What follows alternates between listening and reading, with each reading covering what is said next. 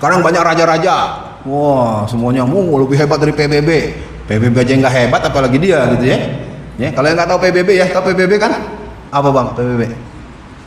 Nah iya, ente keliru. PBB itu Perserikatan Bangsat-Bangsat. Ustaz kok ngomongnya kasar sih? Kita ambil lihat, setiap ada kasus pertempuran antara kelompok Islam dengan kelompok bukan Islam, kalau sudah ada situasi keteter melawan pasukan jihad, maka akan muncul pasukan perdamaian. Jamaah kalau nggak ngerti politik internasional, tanya sama temen yang dari HI atau dosen hubungan internasional yang jiwa Islamnya dan jiwa dakwahnya ada, pasti dia akan bisa nangis dan nerangin. Pasukan perdamaian itu hanya diturunkan kalau pasukan Zionis kalah. Kalau kita dihabisin terus nggak pernah ada. Lihat contoh di Israel, di Palestina, nggak ada pasukan perdamaian. Tapi ketika di Bosnia Herzegovina, ya saya nggak sebut nama deh, ada satu orang bertanggung jawab atas mati 8.000 orang Muslim di sana. Di pasukan perdamaian itu kalau udah keteter, kita baik-baik aja ya, gitu. Tapi kalau dia udah menang, ya ini kadang-kadang kita nggak memahami yang namanya PBB ini adalah program The New World Order. The New World Order ini adalah titisan dari kelompok-kelompok Yahudi. Kelompok Yahudi, Freemason, Illuminati, Bavarian, nanti diantara benih-benihnya namanya PKI komunisme. Saya ngerti, bukan saya nggak tahu, cuman membahas yang satu ini hitungan minggu bulan akan dibunuh. Iya, memang Pak Z. Maulani meninggalnya karena apa? Saya nggak perlu mengurai secara detail, ini terus terang saja. Jadi orang-orang, beliau pentolan betul. Saya 6 jam diskusi luar biasa, dan Allah kasih dia punya kemampuan membangun relasi, dan memang andalan kita pulang. Karena 212 kemarin reuni itu, kalau jamaah yang nggak tahu persis itu yang hadir masih di atas 5 juta orang. Tapi mana ada beritanya? Dan yang hadir bukan FPI saja. Saya tahu kok yang hadir itu dari ujung Aceh sampai Maluku, Muhammadiyah itu hadir 100%. Tahu saya, karena saya kan angkatan muda Muhammadiyah. Teman ketemu. NU, yang kelompok-kelompok NU garis lurus itu hadir semua. Pesantren-pesantren Sidogiri, pesantren-pesantren Lirboyo, datang itu. Jadi jangan dikira itu punya FPI, bukan, itu punya umat Islam. 212 itu milik umat Islam. Saya tahu teman-teman gerakan bawah tanah dari KW1, KW2, KW3, KW4 sampai KW7. Yang tidak benar KW9 ya, kalau yang ngerti itu ya. Nah, yang senyum-senyum berarti paham. Kalau yang lain, apa nih Ustaz KW? Udahlah, terlalu banyak. Persoalannya sekarang dari semua persoalan ini, kita masih bisa bilang negara kita baik-baik saja.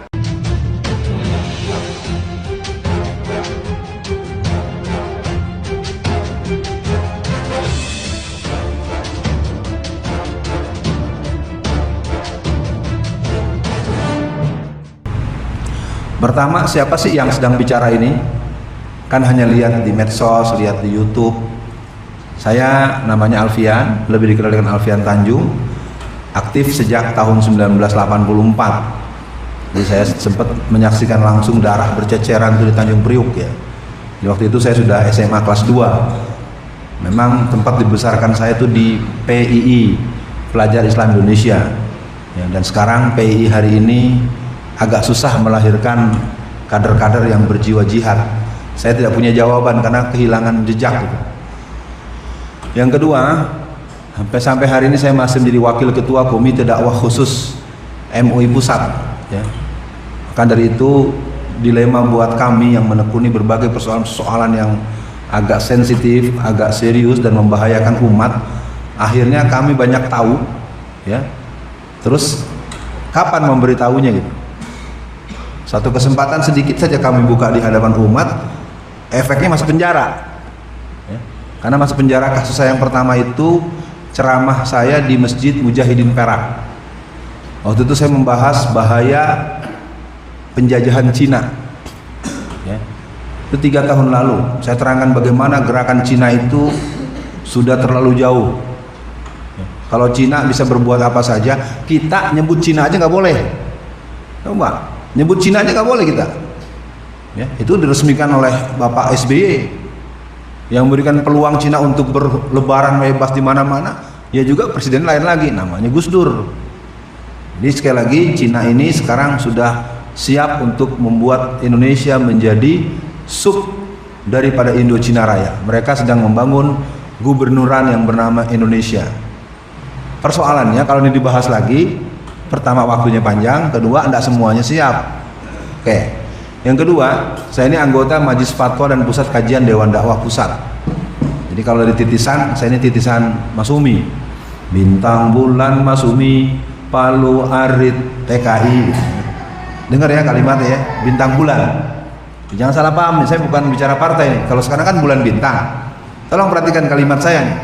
Ya, Bapak-bapak, Ibu-ibu tolong perhatikan nih. Bintang bulan Masumi Palu Arit PKI. Nah, kebetulan saya menekuni gerakan komunisme. Agak aneh memang di negeri ini seorang yang memakari atau dianggap menekuni gerakan yang membahayakan negara dan pastinya agama justru masuk penjara. Ini kasus saya yang kedua. Kasus kedua saya ini diadukan oleh Hasto Kristianto.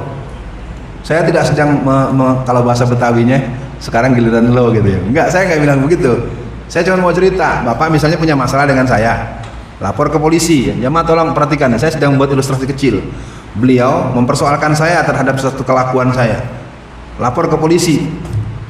Ketika kasus saya yang dilaporkan beliau akan disidang, beliau ini akan menyempatkan hadir atau malah menghindar hadir? Menyempatkan atau mewajibkan? Mewajibkan dirinya karena dia ingin menjebloskan saya ke penjara. Jadi kasus saya yang kedua itu adalah Twitter saya di medsos yang berbunyi 85% PDI Perjuangan diisi oleh PKI. Tulisan saya berdasarkan wawancara seorang yang bernama Ripka Ciptaning. Ripka Ciptaning mengatakan dalam wawancara di LaTV pada tahun 2002 menyatakan bahwa PDI Perjuangan mendapatkan suara terbesar 15 juta. Bahkan di akhir wawancara dia katakan sekarang sudah sampai 20 juta. Dia sendiri yang bilang bahwa keluarga besar PKI mencoblos PDI Perjuangan, yang nyebut namanya Ripka Ciptaning. Saya secara simpel mengatakan bahwa 85% yang mendukung PDI Perjuangan namanya PKI. Kata siapa? Kata Ripka Ciptaning. Saya menyampaikan pendapat Ripka, lalu saya sampaikan sebagai orang yang menekuni gerakan PKI, malah saya yang dipenjara. Nah, itu mungkin terlalu ribet. Sekarang ini, anggaplah antum Hasto Kristianto mengadukan saya. Ketika sidang dimulai, harusnya beliau hadir nggak Pak? Nggak hadir. Dan Hasto waktu persidangan saya itu 2 kali tidak hadir. Kan hakim bingung, Anda ini maksudnya apa sih? Memperkarakan orang, mempermalukan orang, menjatuhkan nama orang, atau mau apa? Akhirnya setelah 2 kali tidak hadir, hakim berkata untuk sidang ketiga kalau tidak hadir lagi Anda akan dijemput paksa. Oh, dulu belum jemput paksa, kelihatannya sekarang menunggu jemput paksanya. Mudah-mudahan paham ya. Oke, jadi biar jelas dulu, saya ini dibesarkan di PII, saya pengurus ya untuk beberapa pos-pos penting, termasuk di FPI saya badan ahli front bidang komunis dan ideologi. Akhirnya tidak penting saya mengurai siapa saya. Mari kita mulai masuk ke judul kita.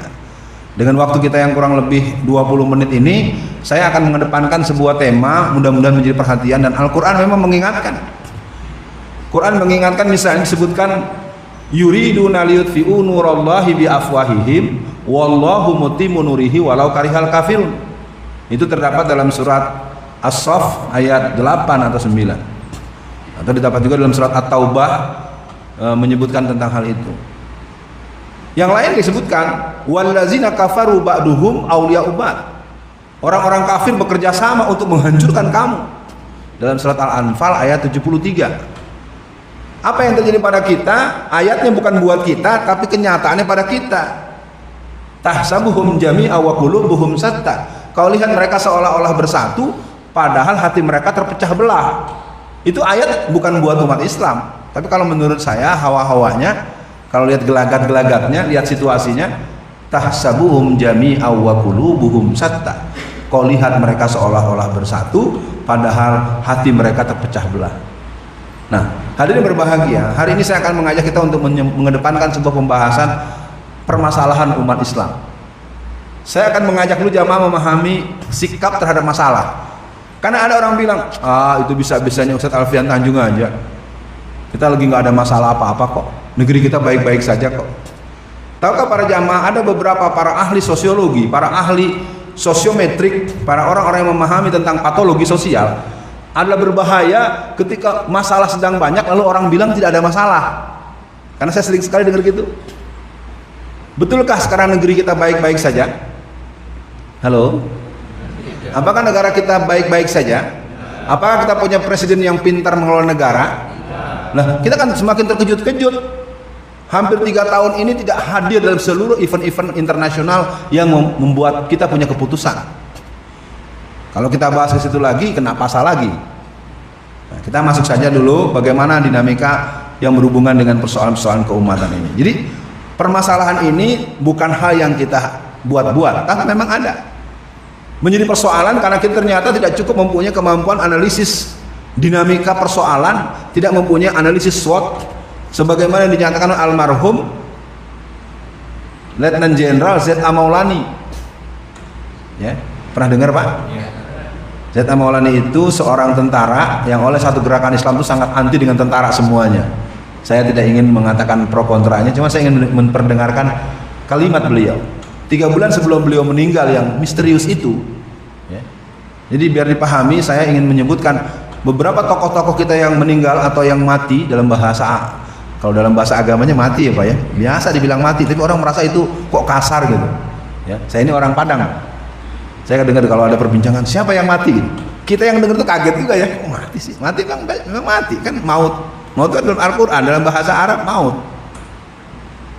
Z.A. Maulani 1, Arifin Ilham 2, Pak Natsir hampir ya, kalau yang nggak tahu Dr. Muhammad Nasir, Ketua Dewan Dakwah Pusat, tokoh masyumi pada zamannya, itu hari Jumat menjelang beliau meninggal, ketika yang menjaga beliau sedang sholat Jumat itu kosong Pak, tempat beliau ini. Ada orang yang sedang memaksakan untuk menyebut-nyebut nama Yesus di telinga Bapak Dr. Muhammad Nasir. Ini catatan buat semua jamaah. Jadi tokoh-tokoh kita yang tokoh Islam, tokoh yang punya kemampuan dukungan dana, tokoh-tokoh yang melindungi, ya kita juga tidak bisa mengatakan orang itu, oh dia jamaah kita. Mungkin bukan jamaah kita, tapi dia melindungi pergerakan kita, dia membantu. Ya, dan saya amati hampir semua. Ya, di negeri ini sayangnya, nah, apa yang saya katakan? Apa kata Letnan Jenderal Z.A. Maulani? Gerakan Islam, gerakan dakwah secara umum tidak memiliki analisis SWOT. Mungkin kalau manajemen produksi bisa begitu. Beliau menyebut analisis SWOT intelijen dakwah. Akibatnya teman dimusuhi, musuh ditemani. Paham sampai di sini? Biar kita nih enak nih. Ustaz, ceramahnya di mana? Al-Ikhwan. Oh, Al-Ikhwan itu masjid. Oh, ini masjid umat, masjid perjuangan. Jangan kita sendiri yang memberikan identitas stereotip yang nggak bagus. Semua masjid harus sama. Masjid harus mengajak orang takut kepada Allah. Wa man ahsanu qawlan mimman da'a ilallahi wa amila shalihan wa qala innani minal muslimin. May yakhsha illallah, takut hanya kepada Allah. Semua masjid. Tapi ternyata tidak bisa semua ya. Boleh jadi nanti kalau ceramah di mana penceramahnya Ustadz Alfian Tanjung, panitnya bilang jangan dulu deh. Masalahnya apa? Saya ini narasumber negara Pak. Makanya kalau bagi jamaah yang mau paham, saya ini sendiri lagi bertanya, sampai sekarang masih bingung. Saya narasumber di Angkatan Darat selama 20 tahun resmi. Dari pertemuan di tingkat Koramil, Kodim, Korem, Kodam, sampai Mabes Angkatan Darat, sampai kegiatan di Cilangkap. Dari pertemuan umum, pertemuan terbatas, pertemuan rahasia, pertemuan super rahasia. Kalau bahas komunis pasti manggil saya.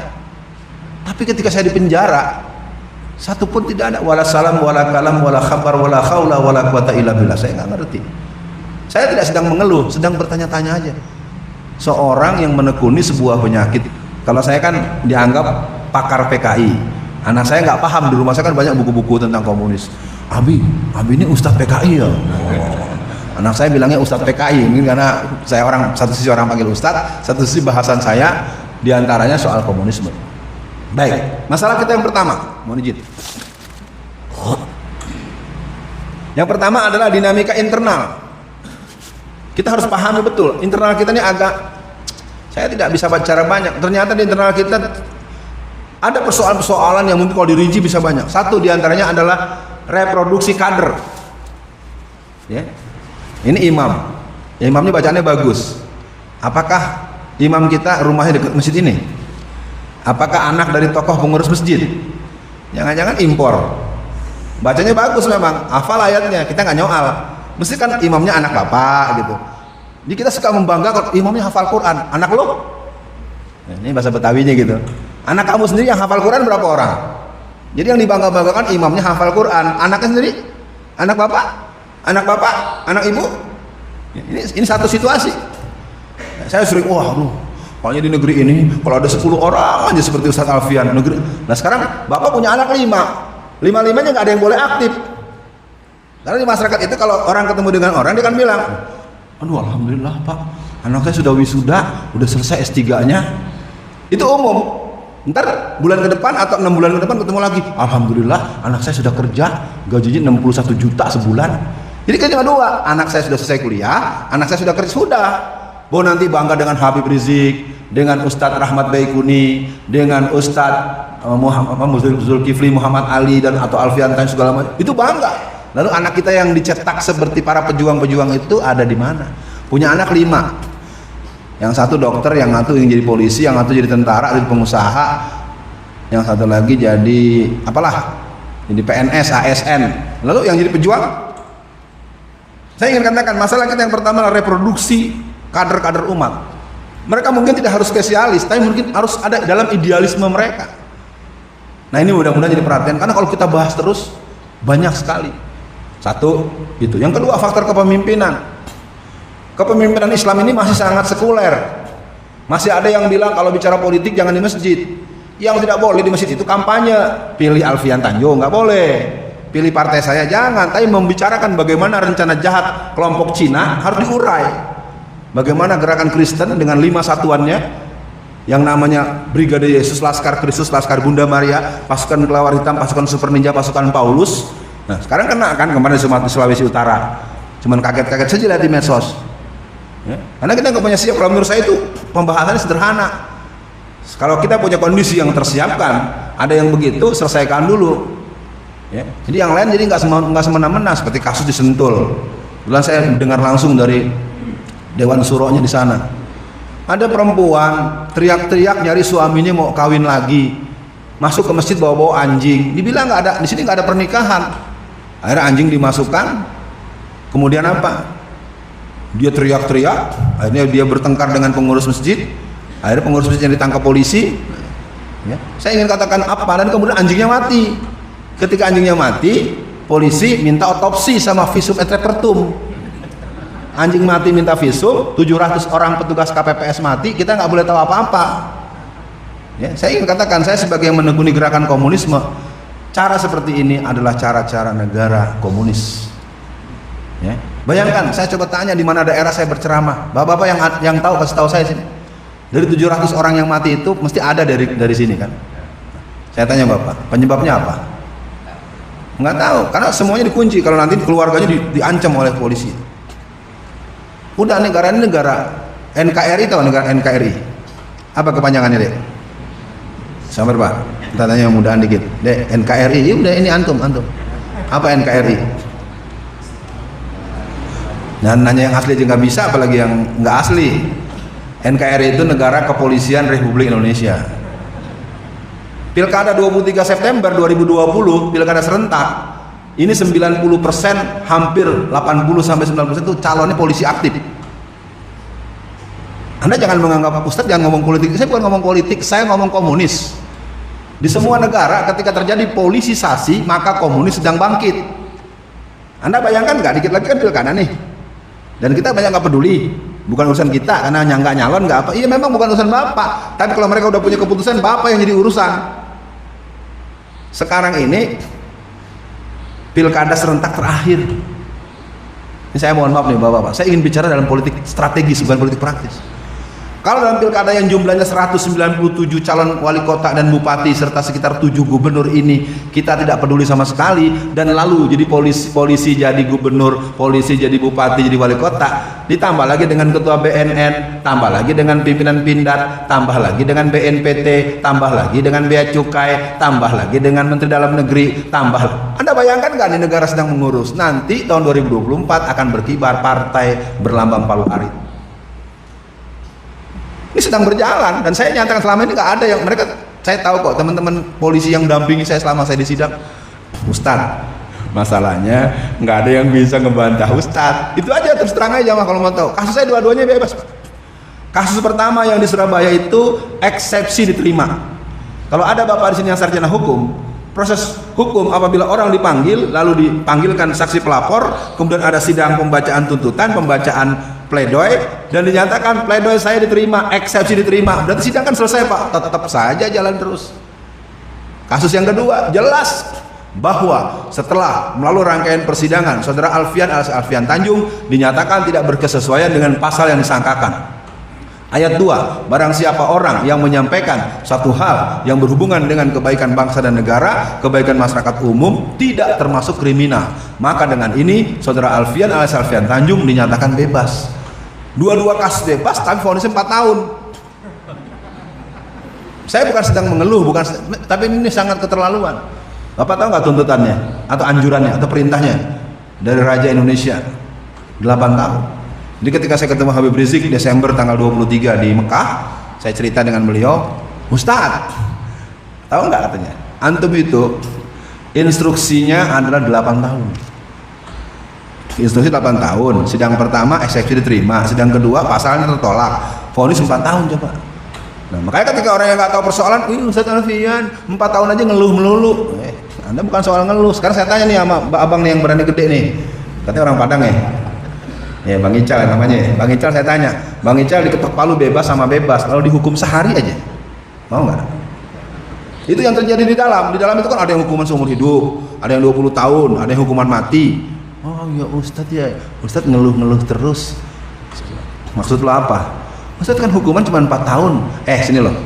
Sekarang lo dapat vonis 0. Dihukum sehari aja mau nggak? Enggak. Gua 4 tahun. Nah, ini sekedar jamaah tahu, dan di dalam penjara sekarang masih ada lebih dari 50 orang seperti saya. Siapa yang bela mereka? Kalau saya kan walaupun begini relatif agak dikenal dikit gitu, bukan terkenal teman dikenal. Jadi mereka mau macam-macam susah, akhirnya saya masuknya terpaksa, pulangnya dipaksa. Betulan, saya kan harus pulang tanggal 10. Tanggal 9 saya dipaksa pulang. Jelas ada maksudnya. Kalau sesuai dengan jadwal, ntar yang jemput kebanyakan. Banyak wartawan wawancara, bocor semua. Ya udah, daripada bocor saya datangnya diumpetin, pulangnya diumpetin. Itulah negeri kita, negara kepolisian Republik Indonesia atau negara komunis Republik Indonesia. Apa saya berlebihan? Mungkin agak mengkhawatirkan bagi yang mendengar, tapi ini harus dipahami dengan mendalam bahwa negara ini sedang tidak baik-baik saja. Oke, jadi secara internal soal kepemimpinan, soal persaudaraan, soal persatuan, yang paling serius adalah soal kerusakan akhlak remaja. Akhlak generasi kita hancur-hancuran. Yang namanya perilaku seks bebas itu, kalau jamaah yang tidak mengikuti dengan meluas secara nasional, itu dimulai dari anak kelas 4 sampai kelas 6 SD. Kalau dibahas panjang sudah jam 6:06, baru nomor 1. Jadi dinamika internal kita begitu berat. Maka dari itu himbauan saya buat para jamaah semua, tolonglah perhatikan di rumahnya, anak-anaknya, istri-istrinya, keluarganya, menantunya. Karena bapak-bapak ini kelihatan rajin ngaji, agamanya kuat, menantunya nggak pakai jilbab. Kenapa? Karena duitnya banyak, gajinya besar. Perempuan itu kalau udah punya status sosial tinggi, uangnya banyak, walaupun bapak ini ahli ngaji, bapak nggak didengar omongannya. Ya, belum lagi suaminya ditolak. Oke, nomor 1 selesai. Yang kedua, gerakan pemurtatan. Kita di sini ada gerakan ANAS misalnya anti Syiah, atau KNAP tentang anti pemurtatan. Tapi kalau menurut saya pemurtatan tidak terbendung dari pemurtatan yang membuat orang menjadi ragu dengan agama atau orang menjadi pindah agama. Tolong camkan baik-baik kalimat saya. Gerakan pemurtatan tidak melulu mengajak orang pindah agama, tapi membuat orang ragu dengan agama. Misalnya poligami. Mana ada sekarang ibu-ibu mendengar poligami dengan tersenyum? Ada juga dengan apa, mandau ya, dengan parang, dengan golok, awas lo gitu kan. Kenapa itu? Itu gerakan pemurtatan. Saya sering tanya di pengajian ibu-ibu, di sini ibu-ibu ada nggak ya? Bu, ada Bu? Ada. Saya tanya sama ibu, Bu, kalau ada laki-laki sudah punya istri terus nikah lagi, itu berzina atau bukan Bu? Tuh, selesai kan? Tapi nggak bisa dipelaksanaan, nggak bisa. Coba-coba Bapak diusir nanti. Iya, karena persoalan pemurtatan ini al-harakatul irtidad. Gerakan pemurtatan itu yang paling serius memang orang beralih agama. Dan proses konversi keagamaan itu terjadi besar-besaran antara tahun 1967 sampai 1971. Ketika gerakan PKI dihancurkan dengan atas izin Allah dengan TAP MPRS nomor 25 tahun 66, maka sejak tahun 67 kader-kader PKI, simpatisan PKI lebih memilih mengganti KTP mereka dengan agama bukan Islam. Makanya jangan, saya baru punya jawaban nih setelah saya pelajari. Kenapa gerakan melawan PKI hari ini tidak dibantu oleh gerakan Kristen? Karena mereka udah panen 7 juta orang Pak. Ya, kader-kader PKI yang berjiwa komunis itu rata-rata lebih memilih jadi orang Kristen ketimbang tetap Islam, karena dianggap Banser membantai PKI. Ini Banser nih yang sekarang nih Banser PKI atau Banser anti PKI? Saya agak menduga-duga nih, agak beda nih. Kok kelakuan Banser sekarang seperti pemuda rakyat gitu? Agak aneh. Kalau Banser dulu sejarahnya itu adalah bagian pembantaian atau serangan balik terhadap pemuda rakyat PKI. Di Bali yang menghabisi itu adalah kelompok PNI anti PKI. Kalau di Sumatera Utara yang membantai PKI itu pemuda Pancasila. Ini jamaah harus tahu ini. Nah, kalau di pusat itu biasa bergabung. HMI dengan kaminya, PI dengan KPP 2-nya, ada KPP 1. Nah, itu kalau itu panjang lagi. Intinya gerakan pemurtatan boleh saya katakan hampir tidak mendapatkan perlawanan seimbang. Kampung-kampung di daerah Jawa Timur, di Jawa Selatan, itu seperti daerah Jogja arah ke pinggiran sana itu, ada satu kecamatan yang tahun 1950-an itu warganya masih 9.000 kakak itu muslim. Tapi memasuki tahun 2010 tinggal 7 kakak yang muslim. Dari 9.000 tinggal 7. Karena gerakan al-harakatul irtidad itu jelas, walan tarada ankal yahudu 'alan nasara hatta tatabi'a millatahum. Jadi orang-orang Kristen itu masuk. Nah, diantaranya ada yang bilang jilbab tidak wajib. Nah, itu contoh orang murtad sebetulnya. Nggak ada perdebatan kalau kita tanya para ahli-ahli ilmu akidah, ahli ilmu agama. Kalau ada orang menyebut yang sudah jelas ketentuan dalam dalil-dalil hukum yang jelas, wa man lam yahkum bima anzalallah faulaika humul kafirun. Bukan kata saya, jelas kok. Kalau ada perempuan belum pakai jilbab, kita nggak bisa bilang dia kafir. Tapi kalau ada orang bilang jilbab itu tidak wajib, atau itu kafir dia. Paham ya Pak ya? Saya tetangga kita nih, ada perempuan belum pakai jilbab. Mungkin dia belum mantep, belum ada yang negesin, belum ada yang jelasin. Tapi kalau dia mengatakan nggak pakai jilbab itu hak gua bener, lu salah dengan gua, lu kafir berarti. Menolak. Wa man lam yahkum bima anzalallah faulaika humul kafirun. Barang siapa orang yang menolak hukum Allah, maka kafirlah dia, maka zolimlah dia, maka fasiklah dia. Itu ayat berturut-turut dalam surat Al-Maidah ayat 44, 45 dan 47. Oke, yang ketiga gerakan komunis. Saya semakin mendalami, jujur nih direkam ya, takut saya. Bukan takut sama komunisnya bangkit pada seperti orang biasa ke tempat sampah. Bapak rumahnya rumah perumahan mewah, nggak pernah lewat tempat sampah, ya. Bapak ini petugas yang biasa bawa truk sampah, ini sama-sama orang. Ketika Bapak melintas tempat tumpukan sampah, Bapak nunjuk hidung dulu, karena Bapak biasa ada di tumpukan sampah, Bapak udah biasa. Maksud saya apa? PKI ini bangkit sekarang, ya. Ada yang jadi gubernur, ada yang di istana, ada yang di kepolisian, ada yang di ketentaraan, ada yang mimpin pesantren. Itu sebabnya saya masuk penjara, karena mereka kalau saya tantang, ayo bener PKI nggak ada, ayo siapkan debat di televisi, apakah anda satu-satu atau anda semua, atau panggil pakar-pakar. Saya di debat di JEK TV, Profesor Dr. Amal Tamagola, sosiolog dari UI, dia menghina-hina saya sebelum siaran berlangsung. Ketika siaran berlangsung, saya angkat ADART PKI yang terbaru, pucet dia. Pak, nggak mungkin ADART itu dihasilkan kalau nggak ada pertemuan nasional. Semua kita yang berorganisasi kan paham Pak, menghasilkan ADART kan melalui muktamar, melalui munas, dan mendatangkan perwakilan-perwakilan seluruh Indonesia. Ya berarti PKI-nya ada, dan memang ada. Kongres PKI yang ke-10 itu tanggal 15 sampai 17 Agustus tahun 2010 di Desa Ngablak, Magelang, Jawa Tengah. Terus terang kalau soal PKI, asal 2 saya dipenuhi, saya berani. Kalaupun di sini ada yang mungkin ada petugas, ayo syaratnya 2 ya, jangan main pasal, jangan main fisik. Kalau Anda bisa memegang syarat 2 saya berani. Mau panggil profesor sejarah yang mana, profesor ideologi yang mana, saya akan katakan PKI the real comeback. Saya bisa ceritakan siapa yang memulai, tempatnya di mana, rumahnya di mana, namanya siapa, bisa, insya Allah. Ustadz kok sombong banget, kalau nggak dijelasin dikiranya PKI nggak ada. Sama dengan Bapak tempat sampah, Pak bau tak? Enggak, Bapak jauh dari sampah. Antum yang melihat baru dari jauh aja udah pusing. Maksud saya sebagai yang menekuni PKI bangkit. Cirinya diantaranya Pak, nyari yang haram aja susah, apalagi yang halal.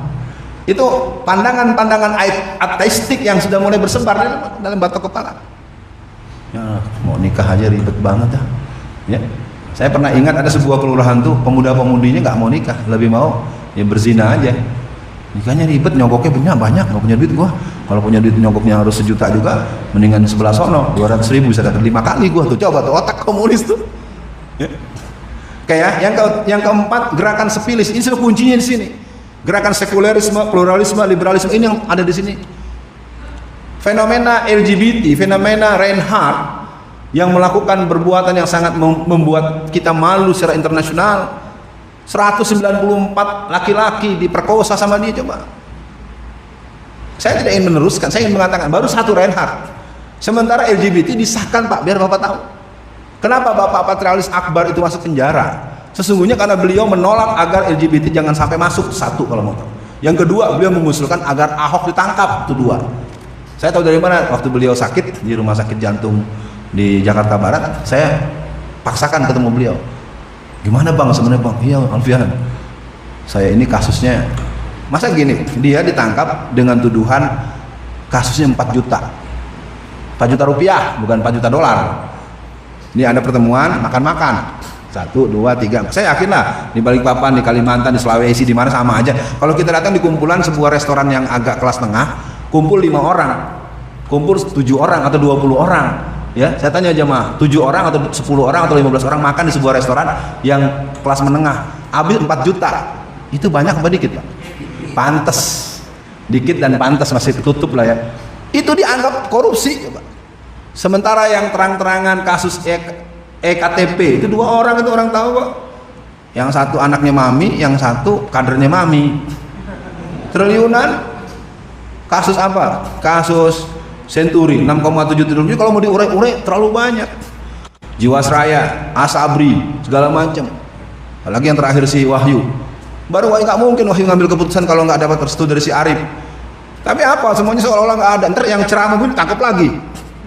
Yang berbuat nggak ditangkap, yang ngasih tahu namanya ditangkap. Negeri gila emangnya. Udah begini udah keruan. Ya, nah saya pikir sebagai penutup, waktunya sudah tinggal 3 menit lagi. Nah sih banyak uraiannya sebetulnya. Satu, tadi soal poligami. Poligami bukan keharusan, tapi jangan bilang poligami haram. Saya tahu betul ulama-ulama kita yang sangat dalam ilmu agamanya. Sebut siapa? Buya Hamka. Sebut siapa? Dr. Natsir.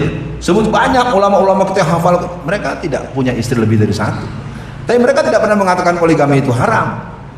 2, jihad. Jihad itu bukan jahat. Jihad itu sering dianggap sebagai sesuatu yang harus dihindari. Kalau jihad itu harus dilatihkan. Tahukah jamaah semua, yang namanya Laskar Kristus, Laskar Bunda Maria, pasukan Kelawar Hitam, pasukan Super Ninja, pasukan Paulus, itu untuk 2 satuan yang bernama pasukan Laskar Kristus yang bermarkas di Surabaya dan Kelawar Hitam yang bermarkas di Sulawesi, atau pasukan intelijen khusus mereka yang namanya pasukan Super Ninja yang ada di Tangerang, Banten, tidak pernah diidentifikasi polisi. Saya sempat komplain ke polisi. Anda kenapa sih begitu cepat kalau nangkep-nangkepin Islam? Kalau yang dituduh teroris cepat. Tapi kalau yang Kristen, kalau yang Syiah, kalau yang lainnya tidak. Jawabannya telak. 1, tidak ada perintah dari atasan. 2, tidak dapat uang. Itu diakui. Karena ngomongnya 4 mata. Jadi saya nggak nyebut nama, nggak nyebut alamat, cuma nyebut gerakan. Coba aja lihat yang membunuh tentara dan polisi di OPM itu kan kelompok pemuda-pemuda Kristen, pemuda gereja. Nggak pernah dibilang teroris. Atau kalau mau diikuti jamaah ya, tahun 2018 itu ada 41 ustadz kita yang sangat menderita. Ada yang kupingnya digunting, ada yang bininya dibeset dengan pisau pemotong daging, ada yang dibenamkan bersama dengan motor dan orangnya di sebuah tempat yang sudah dilombangi. Itu di mana? Di Indonesia. Ada yang di Aceh, ada yang di Cianjur, ada yang di Bogor, ada yang di Tangerang. Semuanya nanti akan bilang apa? Oh, yang berbuat orang gila. Selesai. Yang jelas-jelas berbuat gila katanya orangnya. Nah, sekali lagi buat hadirin, saya pikir waktunya sebagai penegasan. Yang kelima adalah gerakan sesat. Sekarang banyak raja-raja. Wah, semuanya lebih hebat dari PBB. PBB aja nggak hebat, apalagi dia gitu ya. Ya, kalau yang nggak tahu PBB ya, tahu PBB kan? Apa Bang PBB? Nah iya, ente keliru. PBB itu Perserikatan Bangsat-Bangsat. Ustaz kok ngomongnya kasar sih? Kita ambil lihat, setiap ada kasus pertempuran antara kelompok Islam dengan kelompok bukan Islam, kalau sudah ada situasi keteter melawan pasukan jihad, maka akan muncul pasukan perdamaian. Jamaah kalau nggak ngerti politik internasional, tanya sama temen yang dari HI atau dosen hubungan internasional yang jiwa Islamnya dan jiwa dakwahnya ada, pasti dia akan bisa nangis dan nerangin. Pasukan perdamaian itu hanya diturunkan kalau pasukan Zionis kalah. Kalau kita dihabisin terus nggak pernah ada. Lihat contoh di Israel, di Palestina, nggak ada pasukan perdamaian. Tapi ketika di Bosnia Herzegovina, Ya, saya nggak sebut nama deh. Ada satu orang bertanggung jawab atas mati 8.000 orang Muslim di sana. Di pasukan perdamaian itu kalau udah keteter, kita baik-baik aja ya, gitu. Tapi kalau dia udah menang, ya ini kadang-kadang kita nggak memahami yang namanya PBB ini adalah program The New World Order. The New World Order ini adalah titisan dari kelompok-kelompok Yahudi. Kelompok Yahudi, Freemason, Illuminati, Bavarian, nanti diantara benih-benihnya namanya PKI komunisme. Saya ngerti, bukan saya nggak tahu, cuman membahas yang satu ini hitungan minggu bulan akan dibunuh. Iya, memang Pak Z. Maulani meninggalnya karena apa? Saya nggak perlu mengurai secara detail, ini terus terang saja. Jadi orang-orang, beliau pentolan betul. Saya 6 jam diskusi luar biasa, dan Allah kasih dia punya kemampuan membangun relasi, dan memang andalan kita pulang. Karena 212 kemarin reuni itu, kalau jamaah yang nggak tahu persis itu yang hadir masih di atas 5 juta orang. Tapi mana ada beritanya? Dan yang hadir bukan FPI saja. Saya tahu kok yang hadir itu dari ujung Aceh sampai Maluku, Muhammadiyah itu hadir 100%. Tahu saya, karena saya kan angkatan muda Muhammadiyah. Teman ketemu. NU, yang kelompok-kelompok NU garis lurus itu hadir semua. Pesantren Sidogiri, pesantren Lirboyo, datang itu. Jadi jangan dikira itu punya FPI, bukan, itu punya umat Islam. 212 itu milik umat Islam. Saya tahu teman-teman gerakan bawah tanah dari KW1, KW2, KW3, KW4 sampai KW7. Yang tidak benar KW9 ya, kalau yang ngerti itu ya. Nah, yang senyum-senyum berarti paham. Kalau yang lain, apa nih Ustaz KW? Udahlah, terlalu banyak. Persoalannya sekarang dari semua persoalan ini, kita masih bisa bilang negara kita baik-baik saja. Pahamkah kita bahwa negeri sedang hancur? Kalau sekarang saya tidak berani nanya, jam sekolah di sini jam berapa ya?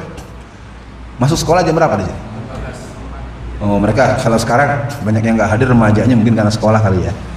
Tapi saya sering keliling Indonesia, acaranya kuliah subuh juga. Tiba di waktu Ahad, ketika saya memanggil-manggil yang usianya di community of teenagers, ketika saya menanyakan kelompok remajanya, nggak ada juga orangnya.